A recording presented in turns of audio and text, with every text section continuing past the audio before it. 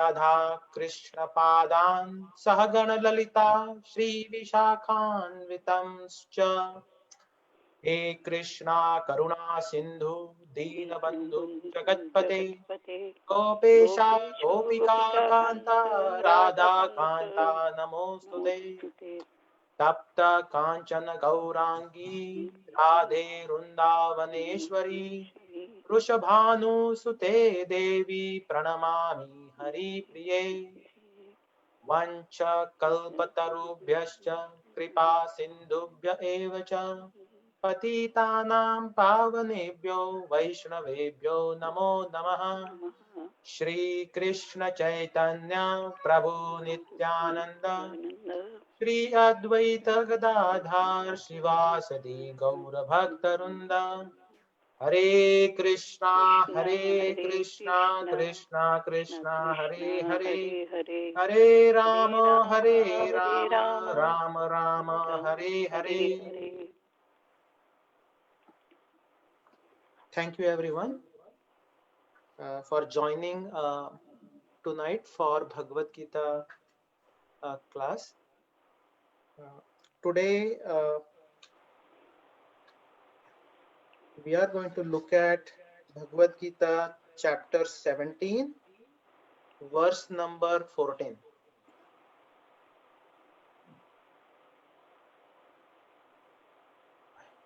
Okay, so I will recite one line, then you can recite after me. Deva Dvija Guru Pragya. Krishna, will you share your screen? Guru Pragya. Yeah, Prabhu, I'll share my screen. Deva Dvija Guru Pragya. Deva Dvija Guru Pragya. Pujanam Shaucham Arjavam. Pujanam Shauchamarjanam. Brahmacharyam Ahimsa cha. Brahmacharyam Ahimsa cha. Chariram Tapa Uchate. Chariram Tapa Uchate. Deva Dvija Guru Pragya. Deva Dvija Guru Pragya. Pujanam Shaucham Arjavam. Pujanam Shauchamarjavam. Brahmacharyam Ahimsa cha. Brahmacharyam Ahimsa cha. Chariram Tapa Uchate. Chariram Tapa Uchate. Anyone would like to recite? Deva Dvija Guru Pragya. Deva Dvija Guru Pragya. Pujanam Sauchamarjavam. Pujanam Shauchamarjavam. Brahmacharyam Ahimsa cha. Brahmacharyam Ahimsa cha. Chariram Tapa Uchyate. Chariram Tapa Uchate. Deva Dvija Guru Prajna. Deva Dvija Guru Pragya. Pujanam Sauchamarjavam. Pujanam Shauchamarjavam. Brahmacharayam Ahimsa cha. Brahmacharyam Ahimsa cha. Chariram Tapa Uchate. Shariram Tapa Uchate. Deva Dvija Guru Pragya. Deva Dvija Guru Pragya. Pujanam Sauchamarvajam. Pujanam Shauchamarjavam. Brahmacharyam Ahimsa cha. Brahmacharyam Ahimsa cha. Chariram Tapa Uchyate. Shariram Tapa Uchate. देवदीज गुरु प्राज्ञ देवद्विज गुरु प्राज्ञ पूजनं शौचमार्जवम् पूजनं शौचमार्जवम् ब्रह्मचर्यमहिंसा च ब्रह्मचर्यम् अहिंसा च शरीरं तपयुज्यते शरीरं तप उच्यते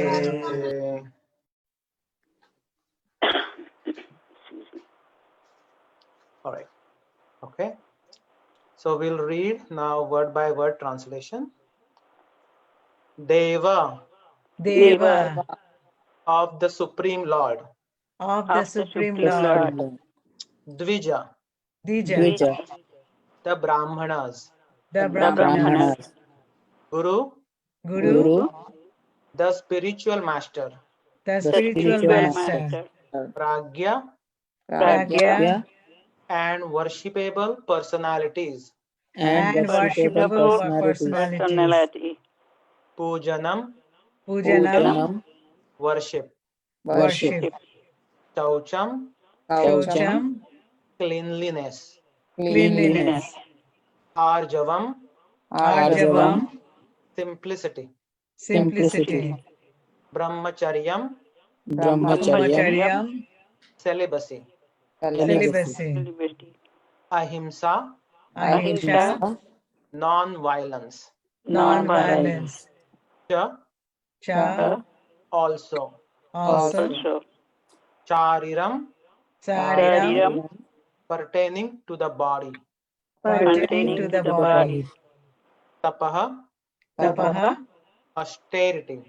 austerity. Uchyate, Uchyate Uchyate. it's said to be. is said to Said be. to be. Okay, I'll read now translation. Austerity of the body consists in worship of the Supreme Lord, the Brahmanas, the spiritual master, and superiors like the father and mother, and in cleanliness, simplicity, celibacy, and non-violence. Purport by His Divine Grace A.C. Bhakti Vedanta Swami Srila Prabhupada. The Supreme Godhead here explains the different kinds of austerity and penance. First, he explains the austerities and penances practiced by the body. One should offer or learn to offer respect to God or to the demigods, the perfect qualified Brahmanas, and the spiritual master, and superiors like father, mother, or any person who is conversant with Vedic knowledge. These should be given proper respect. One should practice cleansing oneself externally and internally, and he should learn to become simple in behavior. He should not do anything which is not sanctioned by the scriptural injunctions. He should not indulge in sex outside of married life. For sex, it's sanctioned in the scripture only in marriage, not otherwise. This is called celibacy. These are penances and austerities as far as the body is concerned. I'll read the translation one more time. Austerity of the body consists in worship of the Supreme Lord, the Brahmanas, the spiritual master, and the superiors like the father and mother, and in cleanliness, simplicity, celibacy, and non-violence. So before we delve into this verse, I just would like to just recap what this whole chapter is about quickly. So if you all remember, this chapter 17 in Bhagavad Gita is about divisions of faith. So it starts with the question from Arjuna. I'm reading from first verse, where Arjuna asked or inquired Krishna What is the situation of those who do not follow the principles of scriptures but worship according to their own imagination? Are they in goodness, in passion, or in ignorance? With this inquiry, the chapter starts, and then Bhagavan Sri Krishna answers his question from text 2, where Supreme Personality of Godhead says, according to the modes of nature. So according to the modes of nature acquired by the embodied soul, one's faith can be of three kinds: in goodness, in passion, or in ignorance. So now Bhagavan is clearly articulating what is influencing the faith, the material modes of nature. And faith is,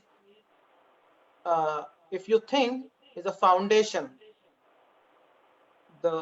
So foundation of anything. It could be a progress in spirituality, Krishna consciousness, or even any progress in the material world.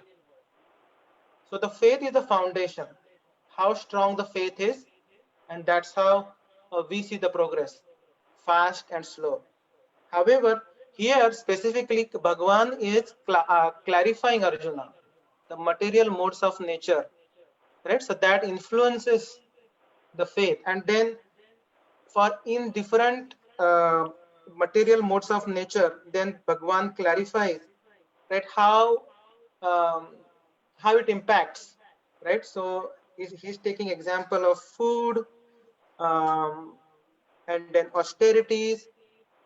So now in verse I think 12,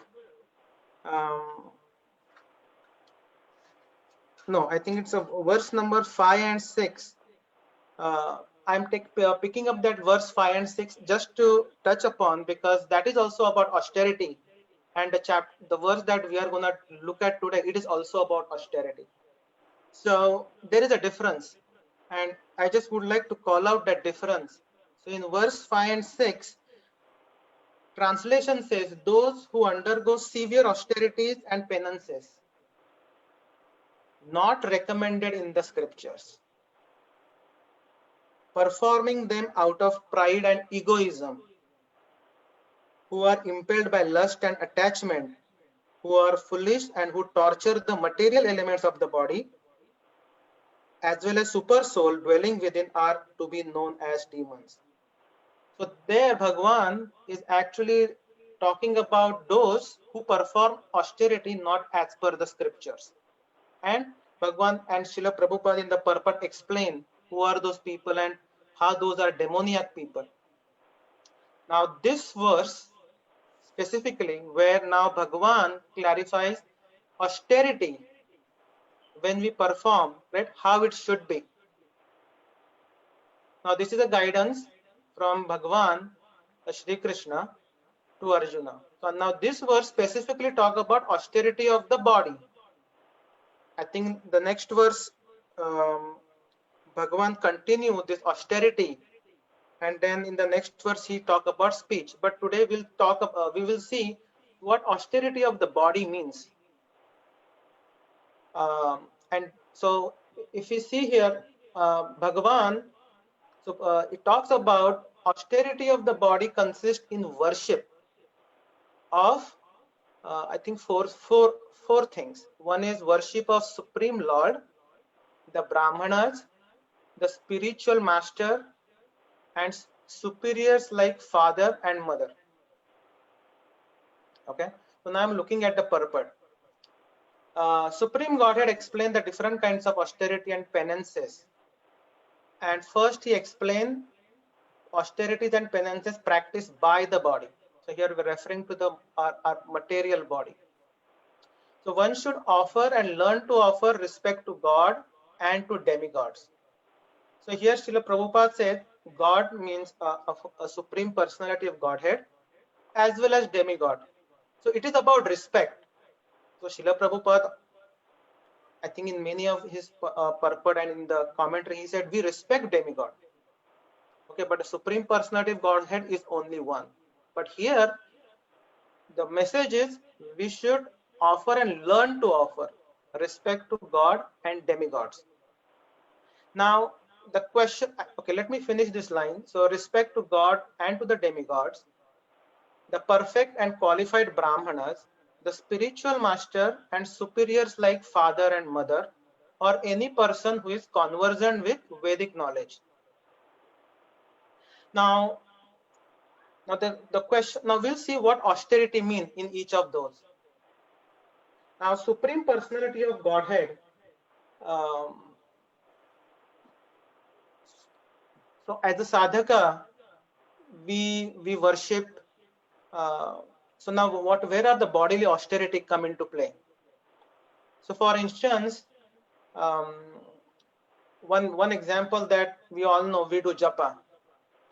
Japa is where we chant Mahamantra, Hare Krishna, Krishna Krishna, Hare Hare, Hare Rama, Rama Rama, Hare Hare. That is a service. That is one of the most important devotional service. Now, it is better if you wake up early in the morning. Even Srila Prabhupada mentioned in many of his commentary, you wake up in the morning, do your japa, and then also attend Bhagavatam or hear Bhagavatam every day. Now, in this current, in this world where everybody has different commitment on a daily, every day, somebody works, somebody go to school.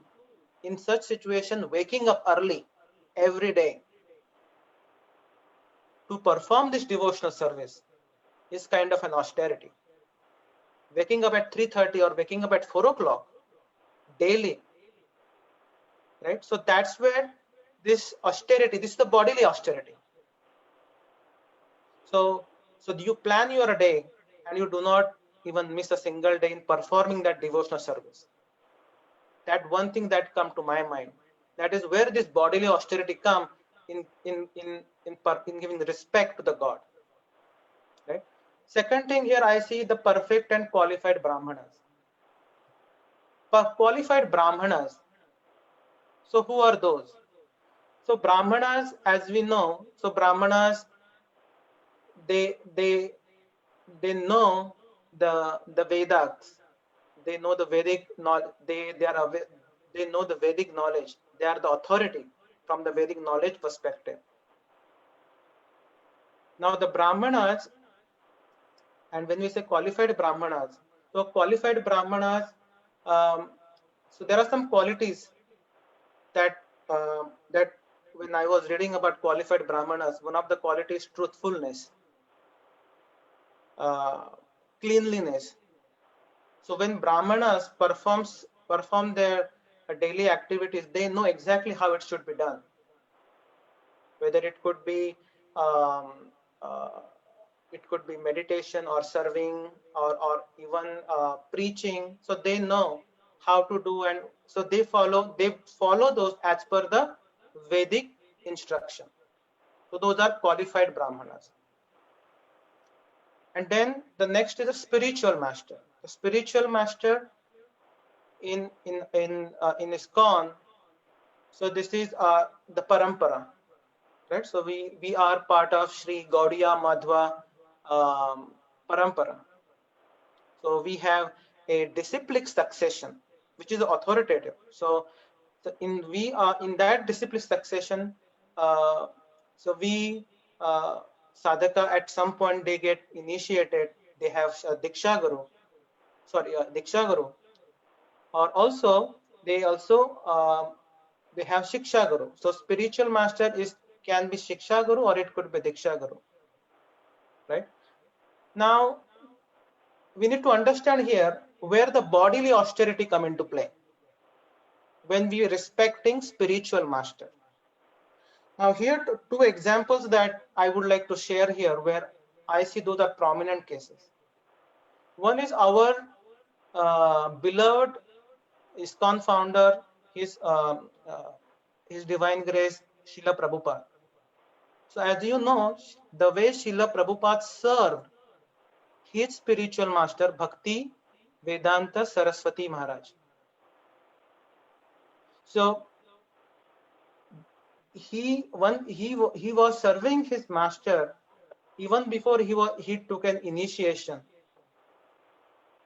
and even at and I think as we know, at the age of 70, right, he traveled from India to US in Jaladuta.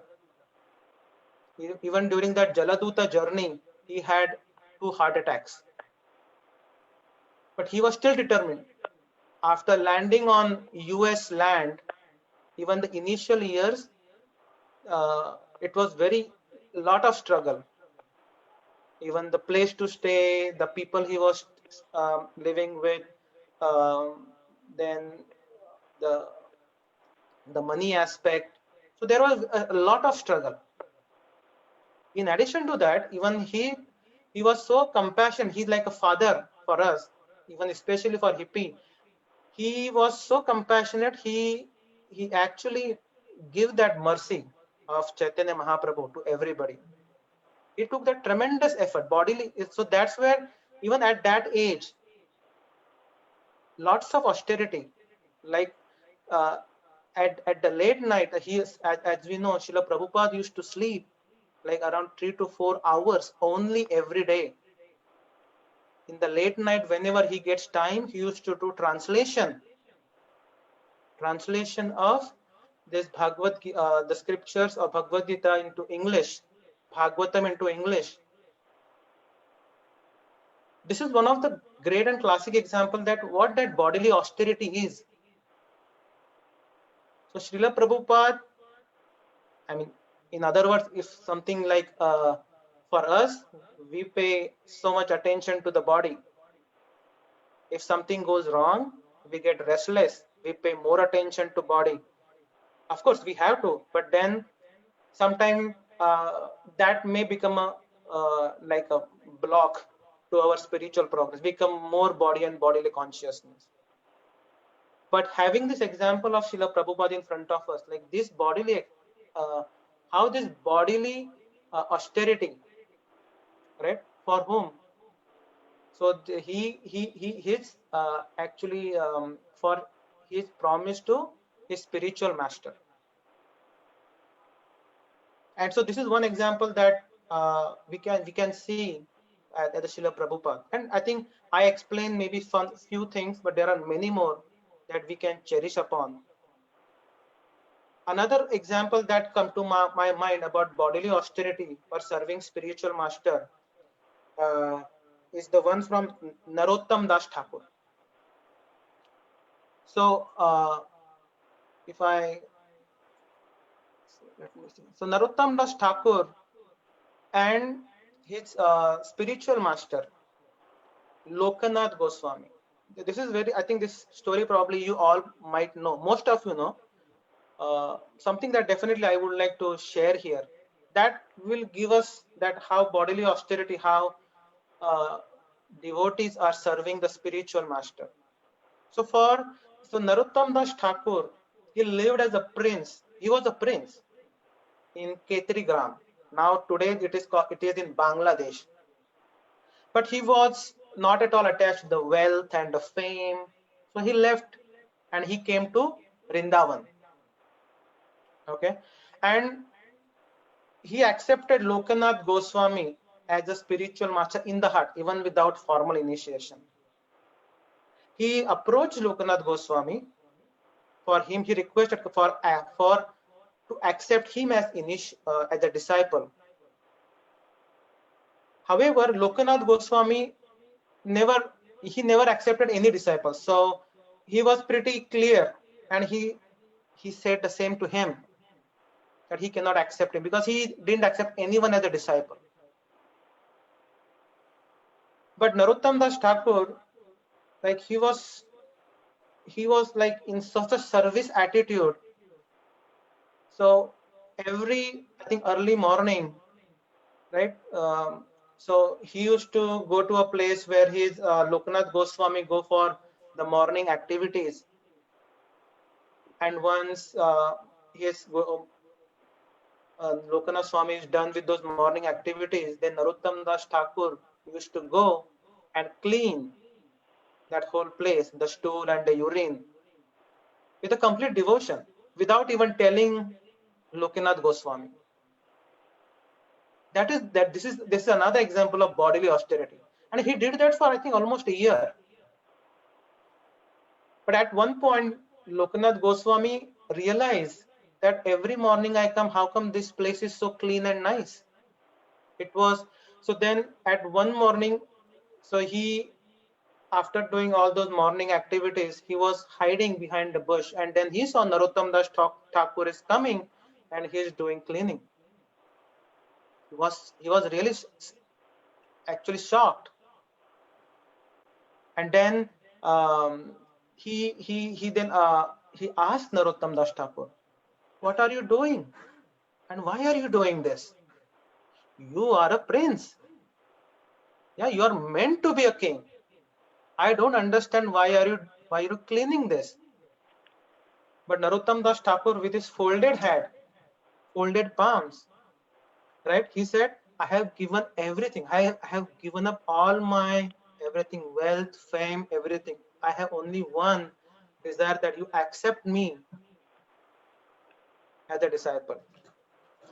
And then Sri Chaitanya Mahaprabhu appeared, and he ordered whom? Lokanath Goswami to initiate Narottam Das Thakur.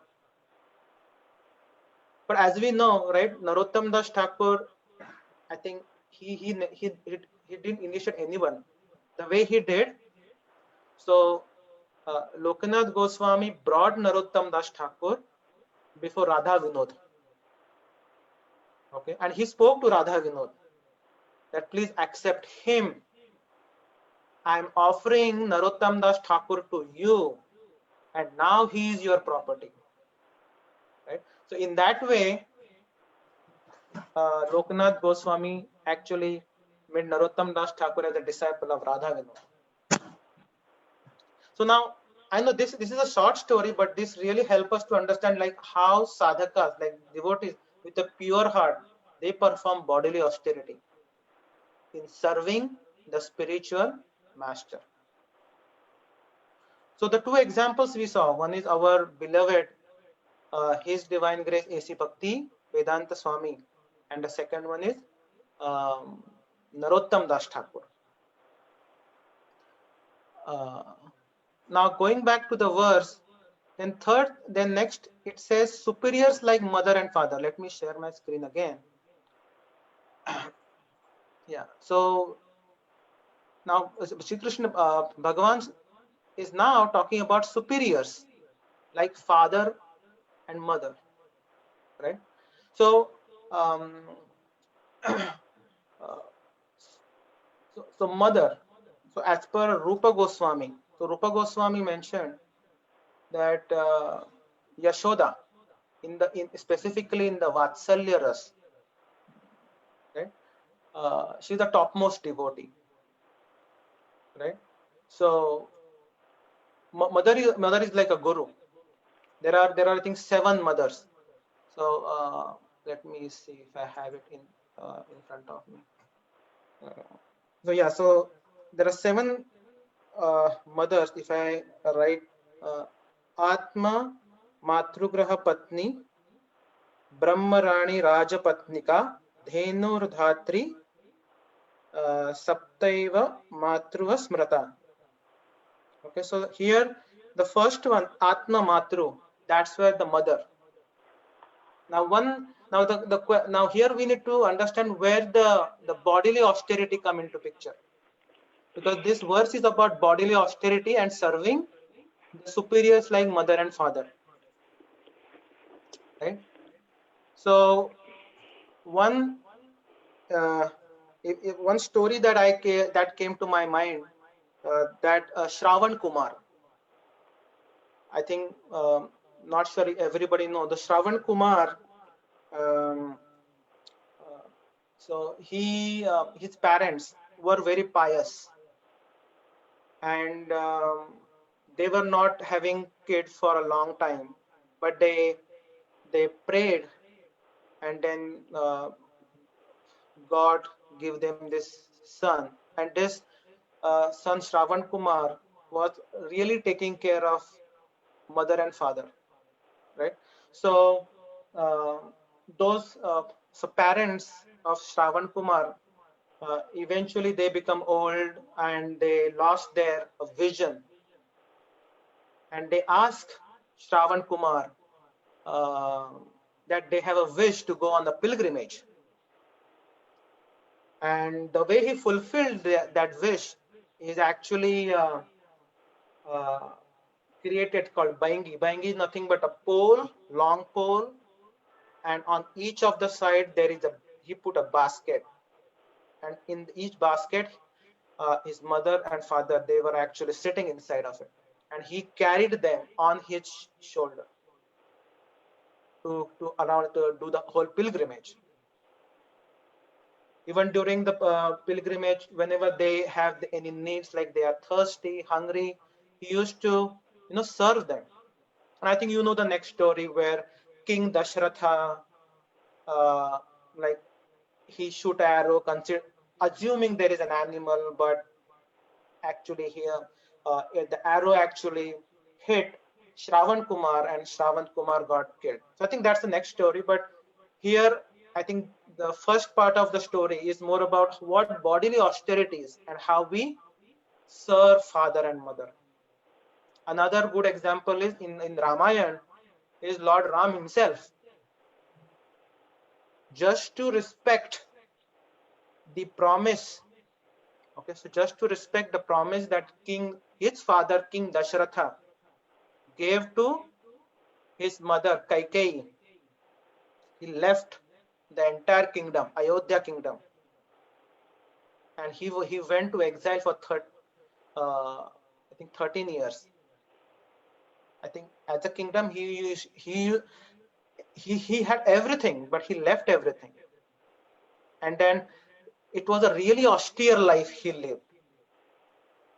And then all the remaining part of the Ramayana, like during this whole stay, lots of challenges. Then Ravana kidnapped Sita, etc. But here this story also gives an example how Lord Ram, right, serve, not like a physical serve. He didn't like physically serve, but to respect. So we can say it's like he respect his mother and father, and then he went to exile. So that is another example of how to serve and show respect to our parents. So that is one example. Another example that we can look at is Prahlad Maharaj and Hiranyakashipu. Now, how Prahlad Maharaj served Hiranyakashipu, or how he helped. So if you see, like, Hiranyakashipu tried to kill Prahlad Maharaj in all different ways, like pushing him from the top of the hill, throwing him in the water, in the oil, hot oil. But even though Prahlad Maharaj always asked God that do not punish my father. He always asked for his benefit. So in a way, he was serving, he was respecting his father. So that is another example of serving father in austerity. This is the bodily austerities. So here Bhagavan says one should offer or learn to offer respect to God, to the demigods, the perfect qualified brahmanas, the spiritual master, and superiors like father, mother, and any person who is conversant with Vedic knowledge. Right? Another. So then we'll see the next one. So these should be given proper respect. One should practice cleansing oneself externally and internally. So let's talk about now the cleansing. So in addition to respecting, now Bhagavan is also talking about what should be done as a practice. That is cleansing. So cleansing has two parts. Where here Srila Prabhupada saying clearly in the purport: external cleansing and internal cleansing. So what is external cleansing? Right. So external cleansing means taking bath. So Prabhupada says like you should take bath 2 times every day. And he says sometime in India you can take even 3 times. Now why? Now so definitely cleanliness, but Srila Prabhupada said if you are cooking, one example is cooking.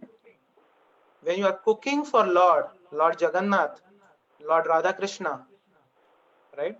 Lord Gaurnitai, you must be clean. Right? So that is the external cleansing. And what Srila Prabhupada in his commentary, he gave one example. If you don't clean, right?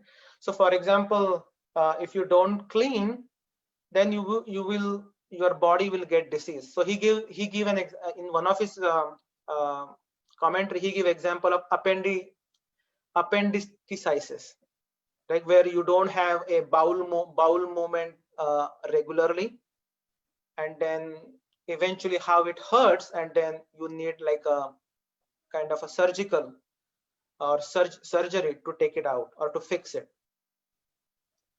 So just to stress this point of cleansing, external cleansing, then Srila Prabhupada also mentioned about internal cleansing. I hope on this call we will know what internal cleansing is. So internal cleansing means cleansing the dust inside your heart. I think another term we heard a lot, anartha nivrutti, right? Due to conditioning, on our heart there is a dust of what? Attachment. We have strong attachments to this material world.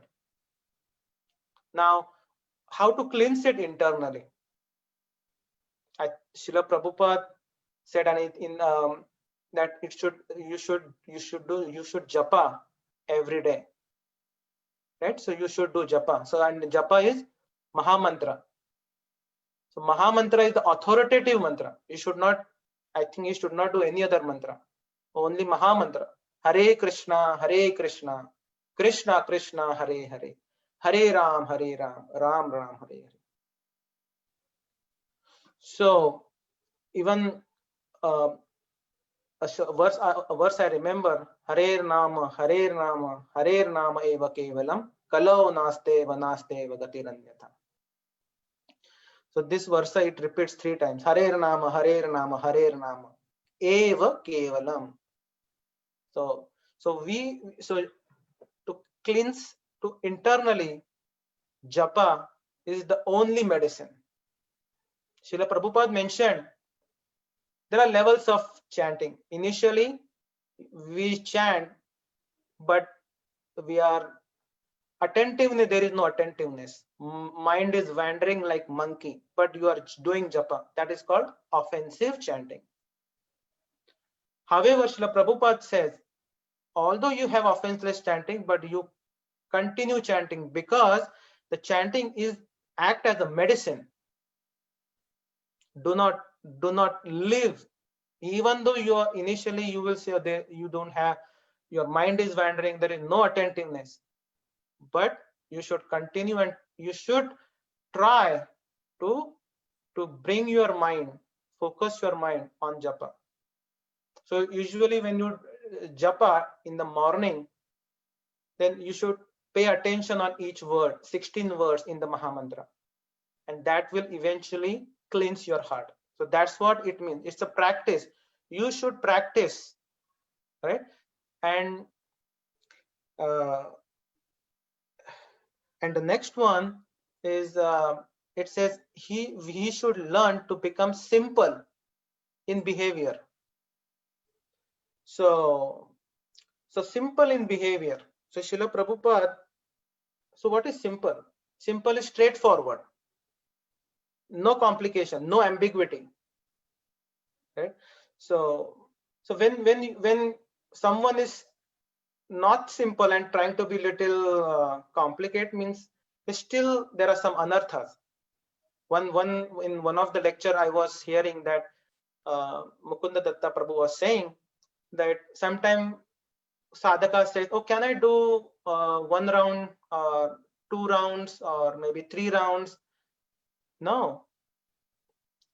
As per instruction, instructions are pretty simple and straightforward. That's why Srila Prabhupada said Krishna consciousness, it's simple. Just follow the instruction. That is minimum 16 rounds. So perform 16 rounds. Of course, initially you may start with, say, at least minimum, say 1, 2, 3. But the instruction is clear. That is simplicity. Another one is what we say, what we think, and what we act. 3 things. What we think, what we say, and what we act. They should be same. But in reality, even sometimes we see introspect ourselves, we see sometimes we think, we act little differently. So it's not simplicity. This is not straightforwardness. And we'll get there. But then we need to do this Krishna consciousness sadhana bhakti, daily and sincerely. So then that will reflect simplicity in our behavior. The next thing is he should not do anything which is not sanctioned by scriptural injunctions. And he should not indulge in sex outside of married life. For sex is sanctioned in the scriptures only, in marriage, not otherwise. So Srila Prabhupada mentioned about this sex outside of marriage life and sanction only in scripture, only in marriage. If you see if you go by the scriptural or the instruction given by Srila Prabhupada, there are do's and don'ts. So there are 4 don'ts, and we all know those are 4 regulative principles. No meat eating, no gambling, no intoxication, and the last one, no illicit sex. So that's the don'ts, right? So that is a clear instruction. Now here I would like to share one story of Chota Haridas. Most of you know already. So Chota Haridas and Chaitanya Mahaprabhu. So Bhagavan Acharya. So Bhagavan Acharya is the devotee of Gauranga Mahaprabhu and even Chota Haridas too. So Gauranga. So on one day, Bhagavan Acharya, he asked Chota Haridas to go to his sister's house. That is Bhagavan Acharya's sister's house. And her sister's name is Sikhi Mahiti. And Sikhi Mahiti, just to give more based, so what I read from Chaitanya Charitamrita, Sikhi Mahiti has a sister called Madhavi Devi. And Chaitanya Mahaprabhu considered Madhavi Devi as a servant of Radharani, I think, if I remember right. So he has a very high regard for Madhavi Devi, Gauranga Mahaprabhu. So now coming back to the story, so Lord Haridas, sorry, not Lord, Chota Haridas, right? So he went and because that time it's like a madhukari, you beg for rice, he bring the rice, then Bhagavan Acharya cook the prasadam. When the prasadam, when it was ready, he actually called Chaitanya Mahaprabhu. Chaitanya Mahaprabhu, he started partaking the prasadam, and when he was eating, he asked the question to Bhagavan Acharya, like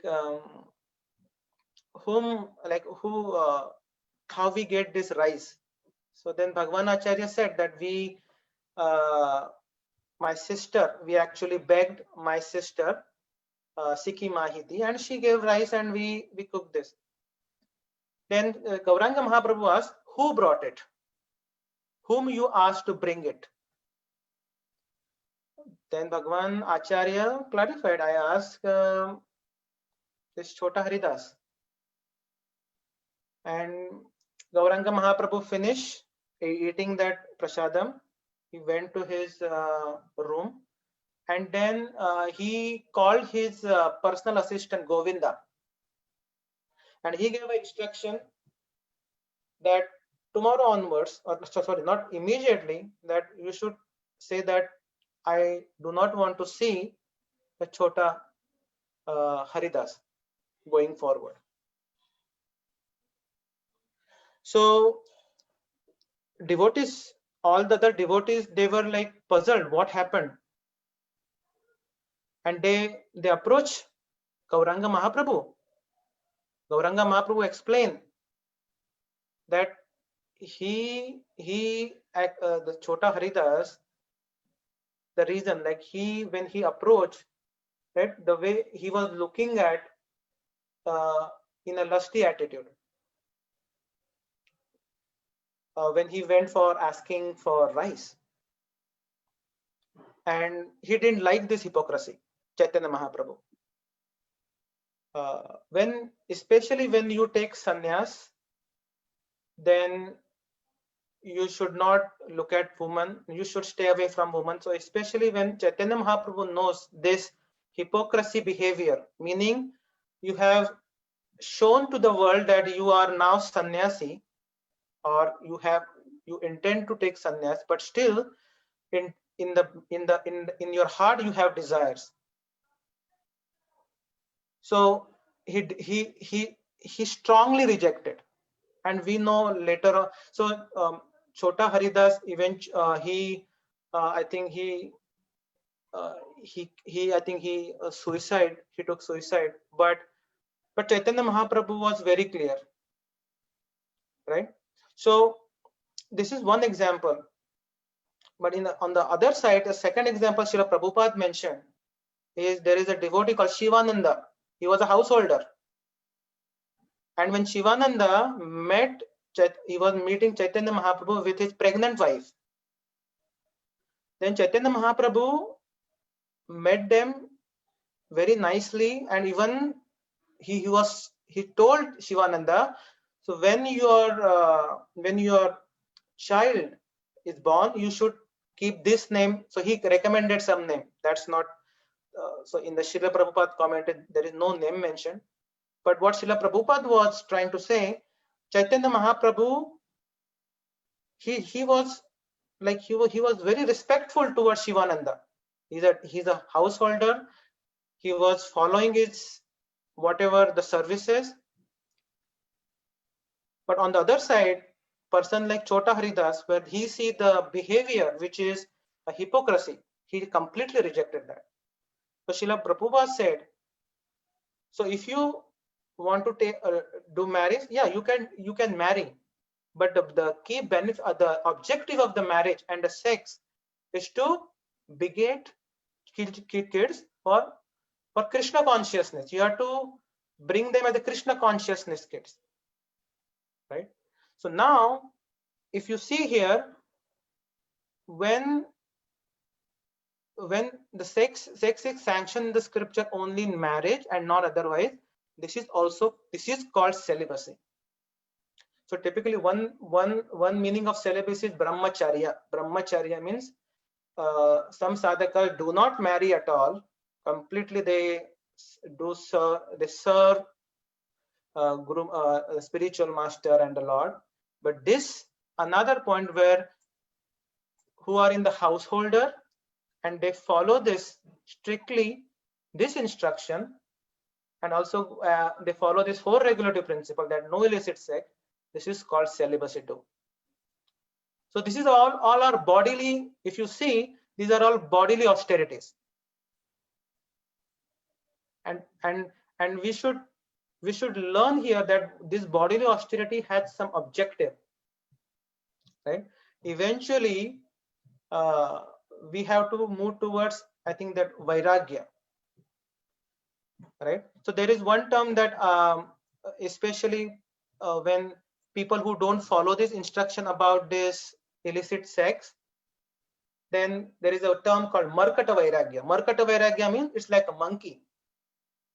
So monkey is always like looking for this desire in multiple places.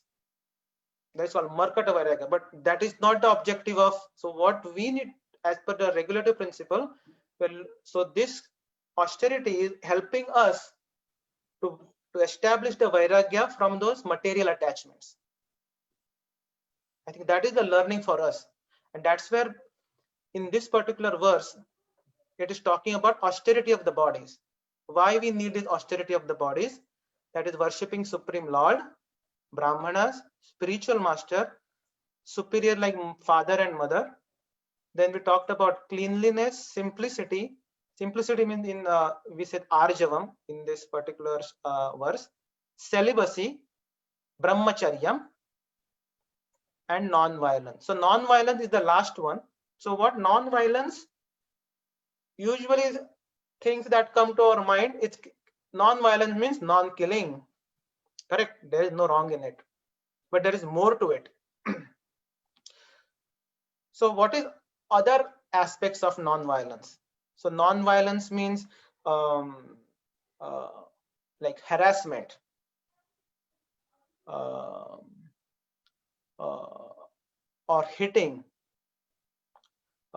It's not always killing. So if let me see my some notes. I have something like, give me a minute.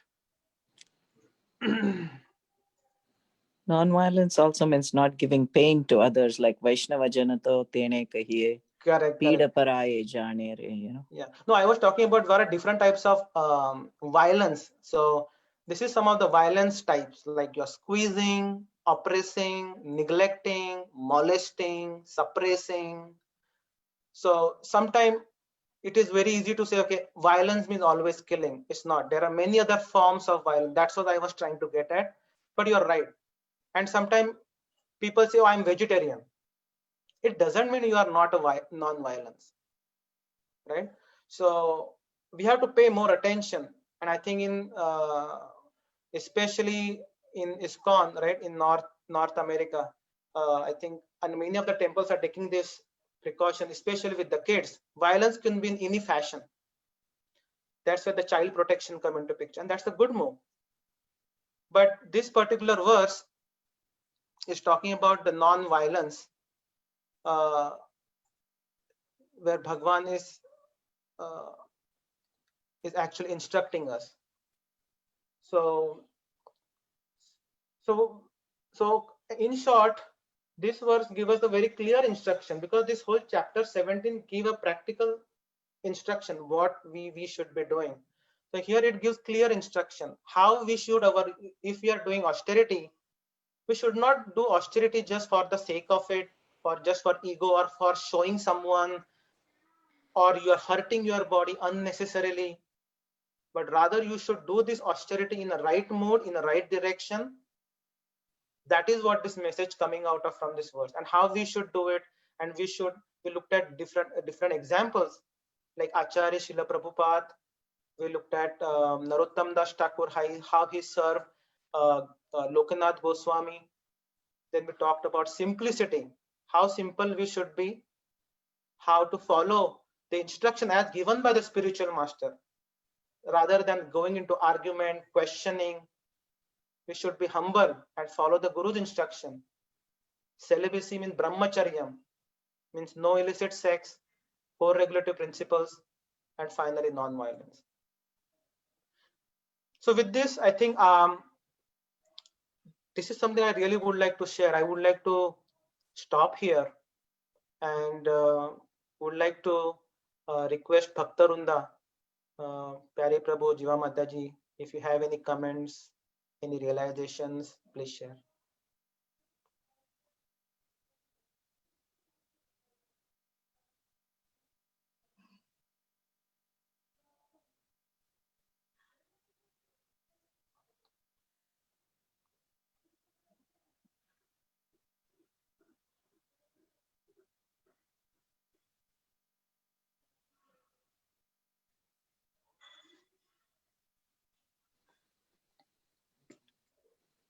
Okay. So Fyari and Jiva are not on, I think. Hare Krishna Prabhu, this is Sundari Radhika. Please accept my humble obeisances. All glories to Srila Prabhupada. Hare Krishna. The point you made about being simple and what we think should be what we do, it was very nice. Thank you. Thank you, Mataji.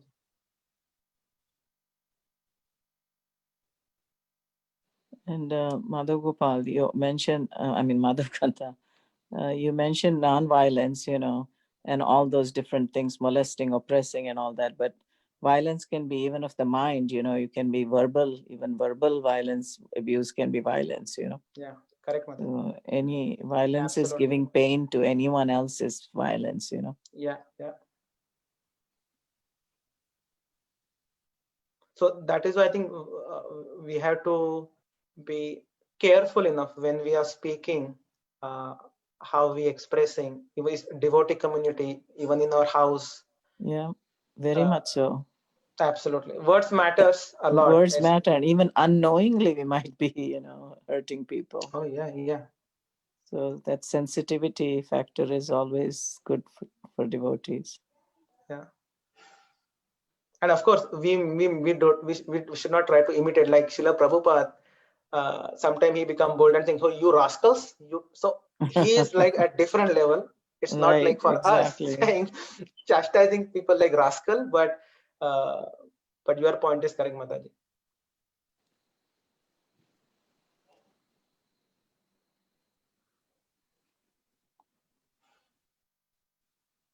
Okay, so if no other question, then we can stop here. Vancha kalpa tarubhyascha kripa sindhubhya eva cha patitanam pavanebhyo vaishnavebhyo namo namaha. Hare Krishna. Ki Jai. Hare Krishna. Thank Srila you for a Prabhupada. nice Thank you, Mataji. discussion. Yeah.